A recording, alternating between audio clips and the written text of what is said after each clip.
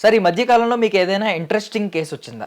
Interesting cases వస్తూనే ఉంటాయి. ఒక ఇంట్రెస్టింగ్ కేసు, ఒక అబ్బాయి పెళ్లి చేసుకున్నాడు, 3 మంత్స్ అయింది, ఒక్కసారి కూడా పెనిట్రేట్ చేయలేదు. అతను ఏమన్నాడంటే, సార్ ఒక్కసారి కూడా నేను ట్రై చేశాను కానీ పెనిట్రేట్ చేయలేకపోయాను, అంగాన్ని యోని లోపలికి నేను వేయలేకపోయాను, 3 మంత్స్ అయిపోయినాయని వచ్చాడు.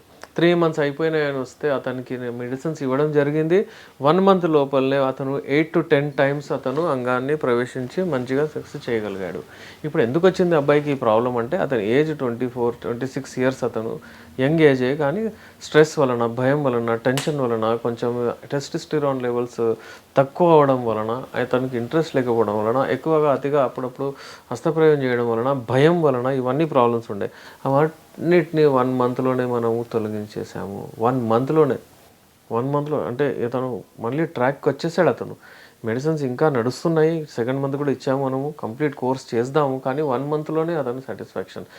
ఎందుకంటే ఈ ప్రాబ్లం ఎక్కువగా అయి డివోర్స్ వరకు కూడా వెళ్ళే అవకాశాలు ఉండే. ఎందుకంటే అమ్మాయి రెస్ట్లెస్ అవుతుంది, కానీ హ్యాట్స్ ఆఫ్ టు హర్, ఆమె 3 మంత్స్ కోఆపరేట్ చేసింది. అందుకే నేనేం చెప్తాను, పెళ్లి కంటే 3 మంత్స్ ముందే నా దగ్గర వచ్చేయండి, 3-4 మంత్స్ ముందు మీరు హెల్తీగా అవుతారు, ఈ ఇబ్బందులు, ఈ ప్రాబ్లమ్స్ ఉండవు.